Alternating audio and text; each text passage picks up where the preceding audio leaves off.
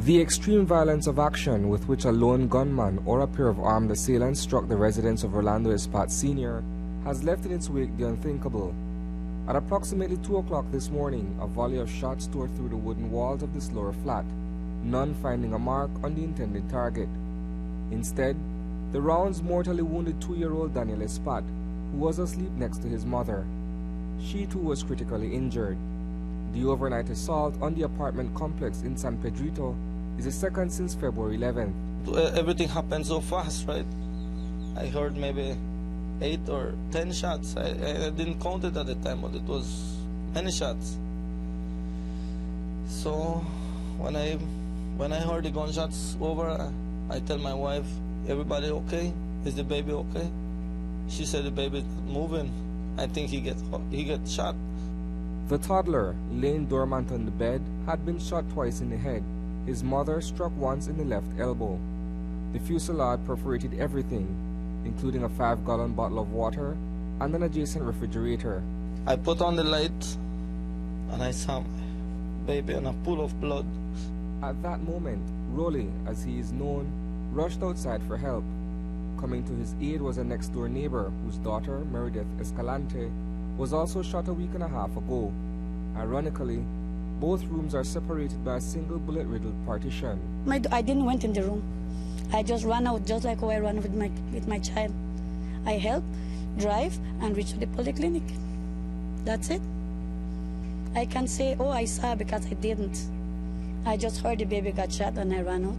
But he wasn't so lucky as my child. She was lucky. He didn't.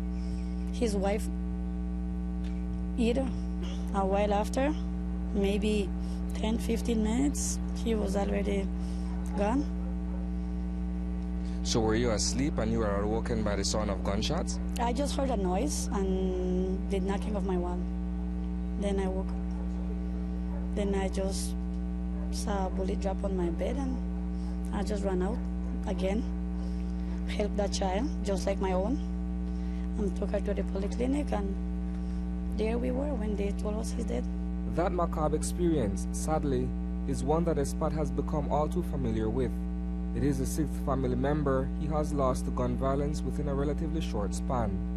As a reporter, I've been to this residence on previous occasions to cover murder stories. This one is the most unsettling. It's very hard. It's very hard for me. Mr. Espat, it is rather unfortunate, sir, but this is not the first time that tragedy has visited you. I've done several interviews with you where you've lost sons, you've lost other relatives as a result of gun violence. What is taking place? Do you fear for your personal safety at this point? Of course. I heard rumors that they're after me. 6 months ago, my oldest son was shot, Rolando Jr. I did that interview with you, sir. And right now, my youngest son has been shot. He's just 2 years and a half old. Like I told you, man, it's very hard for me to deal with all this situation. In June 2012, the decomposing bodies of 18-year-old Charlie Espat and 17-year-old Eduardo Daniel Alamia were discovered in a shallow grave near Santa Marta village in Orange Walk. Both men had been missing for almost a week. By January of the following year, another relative would be massacred inside a nightclub in San Pedro.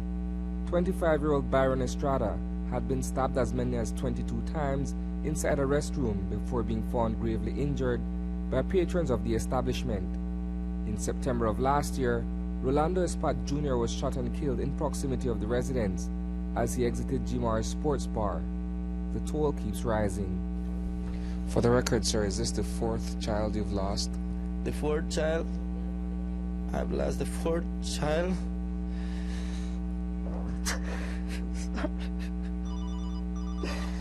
I lost a nephew and my brother-in-law. 6 family members. This morning, officers from various branches of the police department, including CIB and GSU, descended on San Pedrito. While an investigation remains ongoing, News 5 spoke with Superintendent Luis Castellanos.